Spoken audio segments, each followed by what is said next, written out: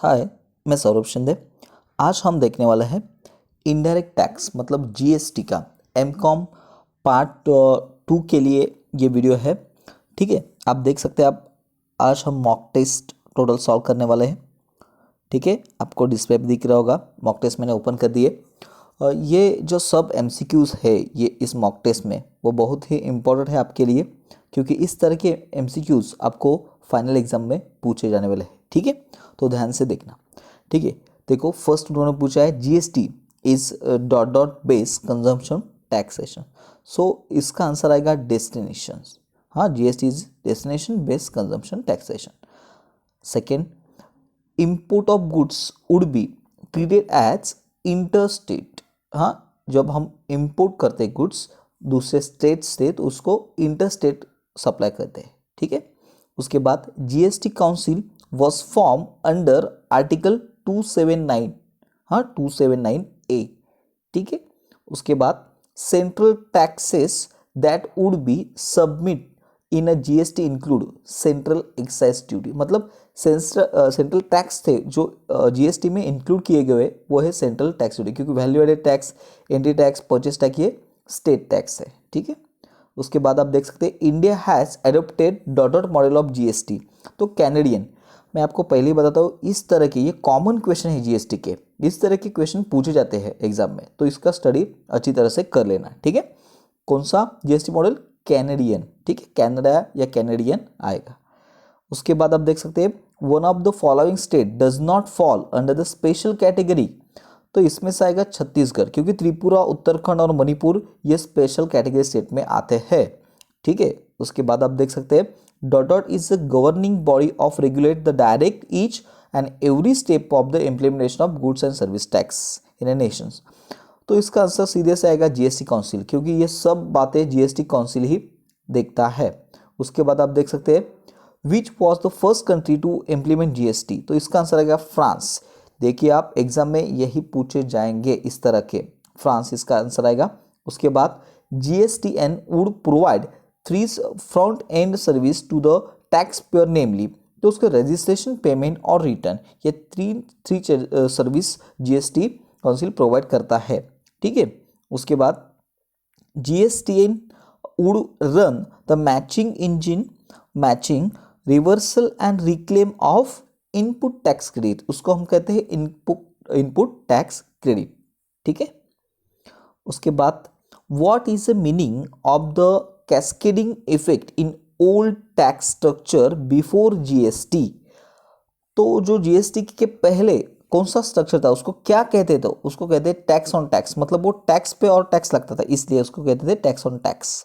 ठीक है, cancellation of registration can be revoke. इसका आंसर आएगा कैन बी रिवोक। उसके बाद an agriculturist is not liable to obtain registration under GST to the extent of. तो इसका आंसर आएगा supply of produce of cultivation of land. उसके बाद certificate of registration shall be granted in.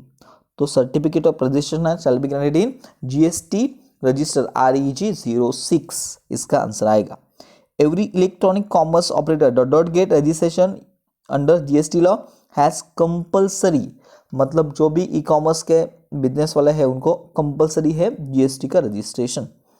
A person getting registration online to get simultaneously registration under the CGST, SGST, UTGST। हाँ, मतलब online जो करते हैं उनको सभी तरह का मतलब CGST, SGST या UTGST भी रजिस्टर होता है। उसके बाद ये देखिए आप, mister A is a dealer who is a residence of Delhi and has to cross threshold limit of registration. मतलब तो थ्रेशोल्ड लिमिट रहता है 40 लाख का, वो क्रॉस कर दिया है उन्होंने। Has business place both the Delhi and Uttar Pradesh from whether he has to take a GST registration. तो इसका आंसर आएगा फ्रॉम दिल्ली इधर दिया, लेकिन अभी दोनों ठीक दोनों जगह है, इसलिए मुझे लगता है इसका answer he take the separate registration both Delhi and Uttar Pradesh. ठीक है, उसके बाद mister B supply taxable goods from Maharashtra to Goa worth 39 lakh whether the he is a liable for registration. तो आप ध्यान से देखना, इधर इधर 39 लाख उन्होंने दिया है। अभी लिमिट क्या है? तो 40 लाख है, इसलिए ये कम है ना, तो no, because aggregate turnover does not exceed 40 lakh, ये आंसर आ जाएगा। ठीक है, चलो नेक्स्ट देखते हैं। Summit limited has provided following information for the month of April. Intrastate outward supply 8 lakh, interstate EXIM outward supply 5 lakh, turnover for export goods 10 lakh, payment made availing GDA service 80,000, calculate aggregate turnover of summit. तो उसका aggregate turnover आपको calculate करना है। सो आप देख सकते हैं aggregate turnover में सब टर्नओवर आता है, एग्जाम वो भी आता है, इसलिए हम सबका टोटल करेंगे। आप देख सकते हैं इधर टोटल ये 8 lakh plus 5 lakh plus 10 lakh plus 80,000, ठीक है, ये सब आएगा। तो इसकी टोटल आ जाएगी 23,80,000, ठीक है। उसके बाद the first 2 digit of GSTIN represent state code, मतलब जो GST रजिस्ट्रेशन में जो फर्स्ट 2 डिजिट रहता है ना, वो स्टेट कोड रहता है। हाँ, स्टेट कोड दर्शाता है। जैसे हमारा गाड़ी का नंबर रहता है, 2 व्हीलर का 4 व्हीलर का नंबर रहता है ना, हाँ, MH08, उस तरह से MH महाराष्ट्र, इस तरह से वो उधर फर्स्ट 2 डिजिट रहता है, वो स्टेट कोड दर्शाता है। उसके बाद आप देख सकते हैं what is the threshold limit for registration. अभी मैंने बताया आपको कितना है, 40 लाख। महाराष्ट्र के लिए 40 लाख है। अभी दूसरे जो स्पेशल कैटेगरी स्टेट है उनको 20 लाख है, ये याद रखना, ठीक है। उसके बाद the amount of deposit at advance deposit of a tax by casual tax person और non residence taxable person at the time of registration is credited to, तो इसको कहते हैं इलेक्ट्रॉनिक कैश लेजर। उसके बाद the integrated tax on dot dot shall be leave and collected in accordance with the provision of a section 3 of a custom tariff 1975। तो उसका answer आएगा import of goods. हाँ, इंटीग्रेटेड टैक्स किस पे लगता है, तो इंपोर्ट ऑफ गुड्स पे। उसके बाद goods listed in schedule 5 carry 5%, schedule 5 में 5% GST रेट है।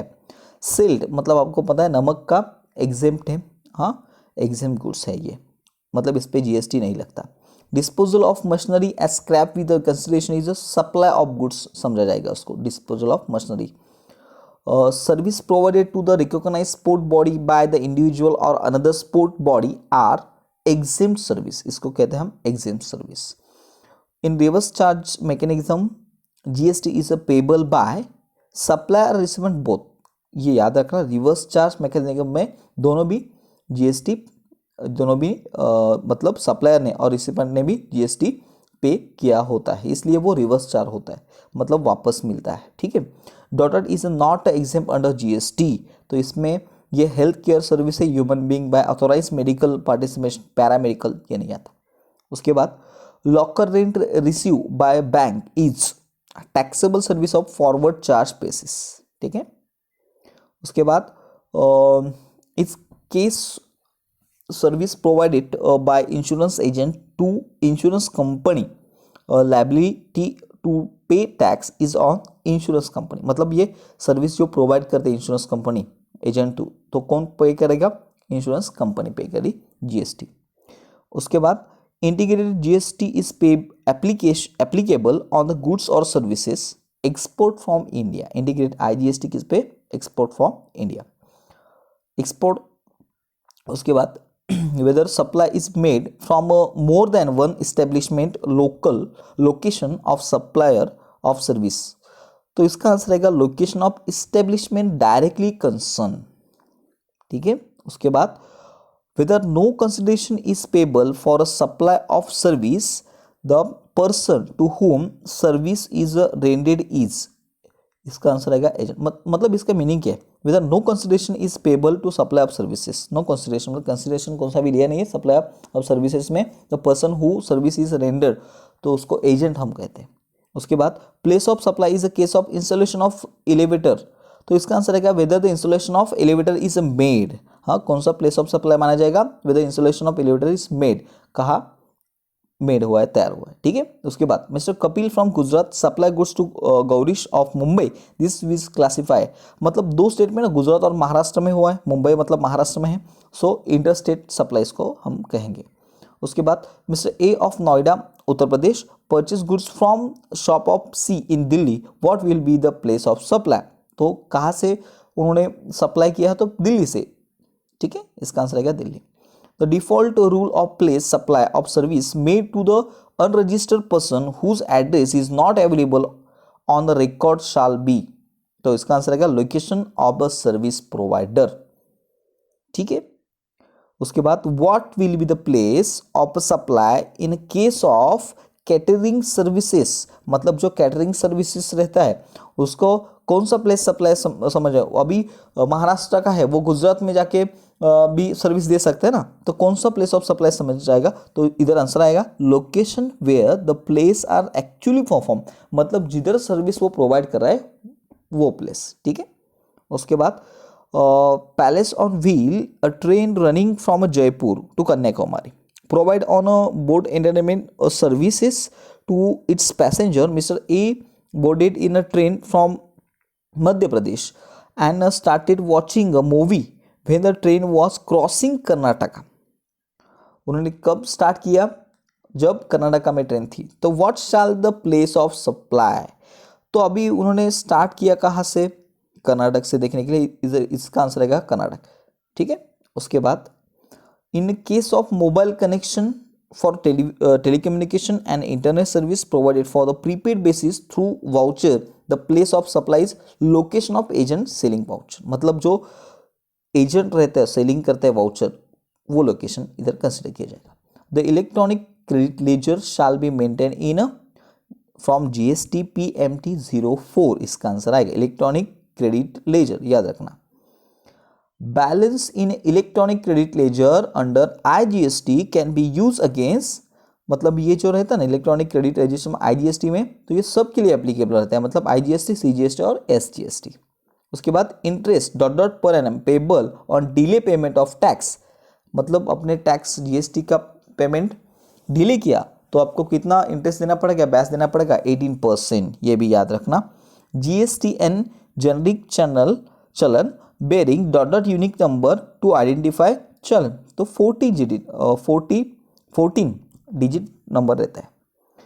IGST ऑन आउटवर्ड सप्लाई दिया हुआ है 8,84,000, input tax credit of IGST rupees 3,74,200, net IGST payable is, तो इसमें से आपको खाली सप्लाई में से ये जो क्रेडिट IGST है वो माइनस करने के हैं। सो 8,84,000 माइनस 3,74,200, तो इसका आंसर आ जाएगा 5,09,800। ठीक है, उसके बाद value of interested taxable services 44 lakh, applicable rate of GST is 18%, calculate the amount of CGST and SGST, तो इसका आंसर भी आएगा आपको अभी बताया मैंने 44 लाख पे GST लगाना 18%, CGST और SGST, सो 99% होगा वो। ठीक है, सो हम क्या करेंगे इधर अभी 9%, 44 लाख पे 9% कैलकुलेट करेंगे तो उसका आंसर आएगा 3,96,000 CGST और 3,96,000 SGST। ठीक है, टोटल 18% है, बराबर है, लेकिन वो क्या रहते हैं 18% जो 50% इसमें से रहते हैं, मतलब 18 का 50%, 9% ये स्टेट को जाता है और आधा हिस्सा सेंट्रल को जाता है, इसलिए TCS provided are applicable in case of, TCS आपको पता है कौन है TCS, हाँ, टाटा कंसल्टेंसी सर्विसेज, ये क्या है, ई-कॉमर्स ऑपरेटर है। उसके बाद late fees for delay in issuing TDS certificate is maximum of, तो इसकी 5,000 रुपीज़ आपको लेट फीस लगेगी। उसके बाद on the common GSTN portal each registration tax payer will have 1 electronic ledger. ठीक है, इस तरह हमें टोटल 50 क्वेश्चन हमने अभी देखे हैं। अभी इसको ध्यान से पढ़ना और ये नोट डाउन करके रखना, क्योंकि इसमें से बहुत सारे आपको एग्जाम में पूछे जाने वाले हैं।